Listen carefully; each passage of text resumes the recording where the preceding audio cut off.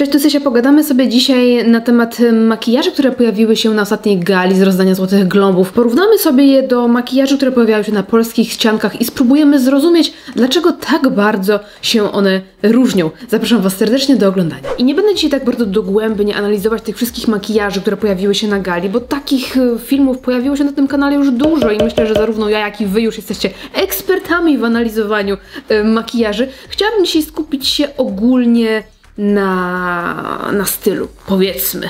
Zaczniemy sobie od makijażu Daisy Edgar Jones i pomyślimy sobie, jak to jest możliwe, że na wielkiej gali rozdanie Złotych Globów pojawia się w zasadzie make-up no make-up.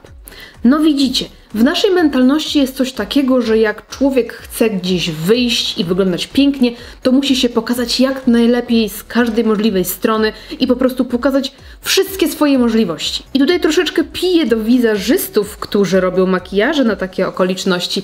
My jako wizażyści w Polsce mamy często potrzebę popisania się swoimi umiejętnościami, tak? Mamy Instagramy, Facebooki, chcemy pokazać, jaki mamy piękny profil, jakie mamy piękne umiejętności. Robimy makijaże na modelkach, na sobie, na klientkach, pokazujemy, jak wspaniale malujemy, ale jak przychodzi to do czego, to nie umiemy zrobić makijażu z wyczuciem, bo po prostu tak bardzo chcemy doperfekcjonizować każdy element naszego makijażu, czy makijażu klientki, czy modelki, że zapominamy o tej równowadze, o tym wyczuciu stylu, o jakiejś takiej lekkości, naturalności, która też może makijażom okolicznościowym towarzyszyć. I tutaj mamy wspaniały przykład, że można na taką wielką galę przyjść z bardzo subtelnym makijażem i wyglądać absolutnie obłędnie. Zobaczcie, że makijaż oczu tutaj koncentruje się głównie na tuszu do rzęs. Tutaj nawet nie wiem, czy jest jakikolwiek cień, może jakiś taki jeden medium brown, coś takiego.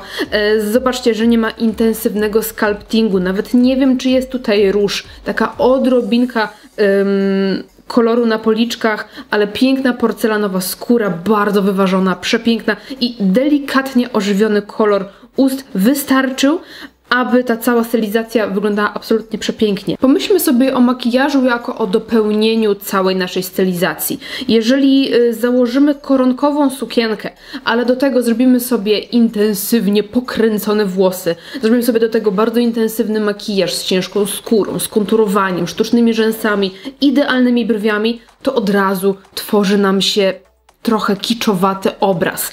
Jeżeli znajdziemy taką równowagę w może delikatnie niedbale ułożonych włosach, może w takim nonszalanckim makijażu, zaczynamy łapać ten balans między wystylizowaniem a przestylizowaniem. Przejdźmy dalej. Makijaż Lily James, makijaż Anya Taylor-Joy, makijaż Julie Garner, makijaż Elizabeth Debicki czy Michelle Yeoh.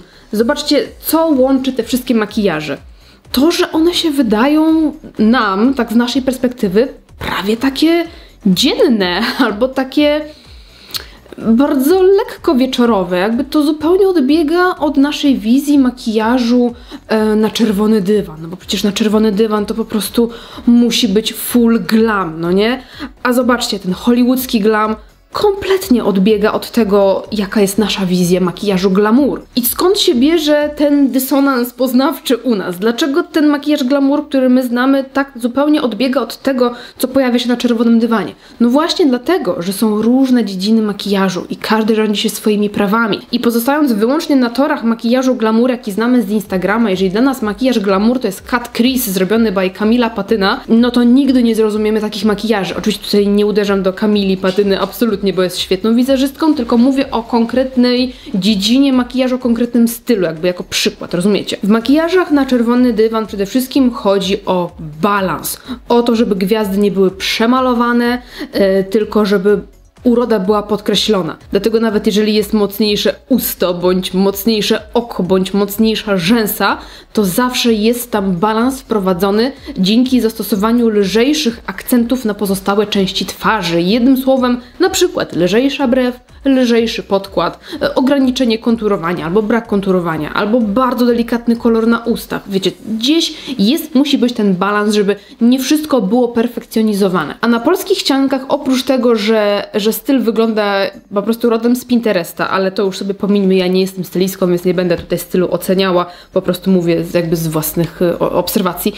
Natomiast jeżeli chodzi o makijaż, tutaj też jakby ten wzorzec w stylu Magda Pieczonka to nie jest jedyny słuszny wzorzec. Rozumiecie, o co chodzi? Warto jest brać przykład z odpowiednich wzorców. Moim zdaniem idealnym wzorcem są gwiazdy na czerwonym dywanie, ponieważ to już jest najwyższa ranga. Jakby już wyżej, już bardziej światowo się nie da. Rozumiecie, o co chodzi? Więc tutaj warto jest brać przykład. Niekoniecznie z YouTube'a czy z Instagrama. Nic dziwnego, że artykuły zagraniczne tak bardzo różnią się od tych polskich, bo za granicą na przykład będą zachwalać makijaż, który omawiałam na początku, czyli makijaż Daisy. Natomiast w Polsce to będzie ojej, taki delikatny, czegoś tu brakuje.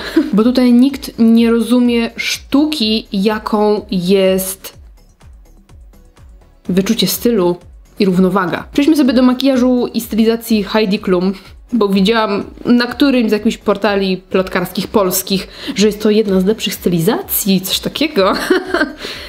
No nie, to jest najgorsza stylizacja wydarzenia, moi drodzy. To jest najgorsza stylizacja i najgorszy makijaż wydarzenia. Skóra. Bardzo ciężka, bardzo widoczna. Mam tutaj na myśli oczywiście podkład, puder, korektor, te sprawy. Wygląda bardzo źle. Kolor ust, który niemalże zlewa się z kolorem skóry. To jest rok 2010. Tego nie robimy, chyba że w taki zamierzony sposób, bardzo współczesny, stylowy, bo jakby lata 2000 są obecnie w trendach, ale trzeba umieć to zrobić w dobry sposób. Tutaj przy tym mocnym fioletowym oku, z jakimś takim srebrem na powiece, z jakąś taką czarną kreską, sztucznymi rzęsami, do tego jeszcze ta skóra, te blade usta, no i ta fryzura jakaś taka strasznie dziwna. Wygląda to bardzo źle. Wygląda to bardzo źle. Ta kompozycja kolorystyczna, te przeciążenie tej twarzy, ta nadmierna ilość bodźców i akcentów. No, no, no. No, no, no. Tego nie robimy. Jeżeli chcemy mieć makijaż glamour, weźmy sobie przykład z Jessica Chastain, weźmy sobie przykład na przykład z Seleny Gomez. Tutaj też jest makijaż glamour. Tutaj też mamy cieniowanie, mamy sztuczne rzęsy, nieskazitelną skórę, lekkie konturowanie, ale znowu tu jest balans. Albo Rihanna, no po prostu z tym monokolorystycznym makijażem. Coś pięknego i zobaczcie, tu nawet nie trzeba czerni, znaczy może jest troszkę czerni przy linii rzęs, ale nie trzeba przyciemniać tego makijażu oka 4 różnymi odcieniami tego samego koloru. On nie musi być taki głęboki, jakby wyglądał, jakby to było, wiecie, 3D. W makijażach hollywoodzkich wystarczy 1, 2 cienie. I mówię to, jakbym była ekspertką od malowania gwiazd na czerwony dywan. Otóż nie jestem ekspertką od malowania gwiazd na czerwony dywan, ponieważ nigdy żadnej gwiazdy na czerwony dywan nie umalowałam. Umalowałam jedną osobę na czerwony dywan, ale to nie była taka, wiecie, celebrytka. Natomiast, no, byłam na kilku szkoleniach, pokazach u takich fajnych osób, jaką jest na przykład Kasia Zaręba, jakim jest na przykład Adrian Świderski, którzy właśnie uczą swoje kursantki, że te 2 cienie wystarczą. Nie trzeba więcej, żeby wyglądać po prostu idealnie na czerwonym dywanie, czy w telewizji. Zobaczcie na makijaż Margot Robbie, który mam wrażenie, jakby w ogóle w tym makijażu prawie nic nie widać. W takim sensie, że czy tu jest jakiś makijaż oka, czy nie? Ja tutaj widzę w zasadzie tylko rzęsy. A przecież to jest wielka gala. Przecież to jest Golden Globes. Jak tutaj można nie mieć cieniowania na oku? No właśnie, można nie mieć, bo to jest Hollywood, to nie jest premiera Dziewczyn z Dubaju. I tak można wyglądać właśnie na czerwonym dywanie i to jest właśnie wzorzec, do którego fajnie by było dążyć. Kolejna rzecz to właśnie te świecące mordy. Dlaczego na polskich ściankach wszystkie mordy... Przepraszam, żartuję sobie z tymi mordami, ja tutaj nikogo nie chcę obrażać. Dlaczego te wszystkie skóry tak bardzo się muszą świecić? Ponieważ my zostaliśmy 10 lat temu w trendach, że musi być super glow, a my już od tego odchodzimy. Już glow nie jest takie intensywne, jak było.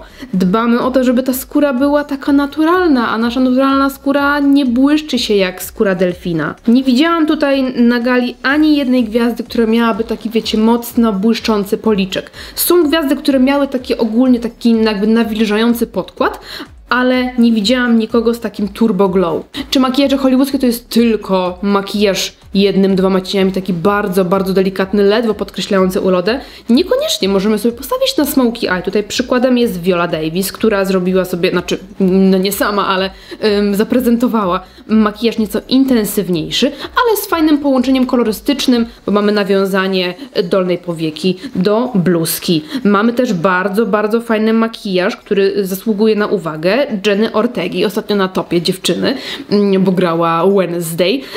I tutaj też bardzo fajny, bardzo modowy makijaż, bo mamy podwójną kreskę, czyli kreskę na górnej powiece i na dolnej, z taką przerwą.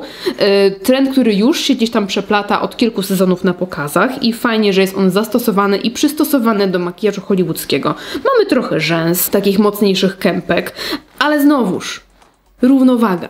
Mamy ciekawe oko, coś się dzieje, ale skóra jest po prostu perfekcyjna. Bardzo subtelnie podkreślony policzek, idealnie zbalansowany kolor ust nawiązujący do policzka i brwi.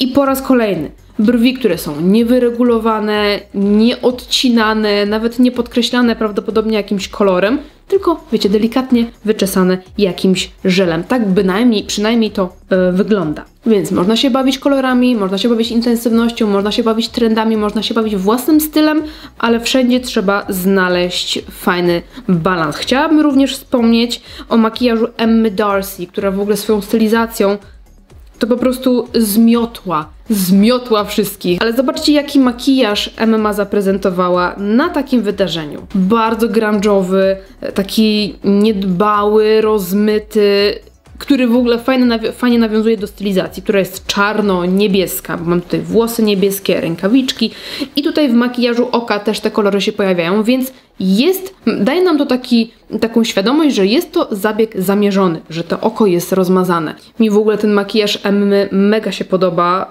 bo też widzicie, jest fajna równowaga, to oko jest ciężkie, jest takie grunge'owe, ale przez to, że skóra wygląda ładnie, że brwi są fajnie wyczesane, no to widzimy, że jest to zabieg zamierzony i w ogóle już nie mogę na Emmę patrzeć, bo czuję, jakbym się zakochiwała. To chyba będzie moja crush, więc może odłożę już ten telefon. Bo gdybyśmy śledzili to, co się dzieje na czerwonych dywanach, gdybyśmy śledzili trendy w makijażu, to byśmy wiedzieli, że makijaż Daisy nie jest niepoprawny, nie jest za słaby. On jest właśnie jak najbardziej poprawny. Niepoprawne jest nasze myślenie, że na czerwonym dywanie musi być intensywny podkład, mocno rozjaśniona okolica pod okiem, zamiast pudru zastosowany beżowy cień, żeby jeszcze mocniej przykryć cienie pod oczami, że musi być sculpting, konturowanie, brązowienie, róż i dużo rozświetlacza, bo przecież rozświetlanie jest modne, musi być co najmniej 3-4 odcienie brązowego lub jakiegoś innego cienia, żeby było bardzo intensywnie, głęboko, żeby był efekt 3D, jakbyśmy mieli zaraz wpaść w to oko jak w jakąś jaskinię. Do tego sztuczne rzęsy, żeby podkreślić spojrzenie, żeby ładnie trzepotało, do tego jeszcze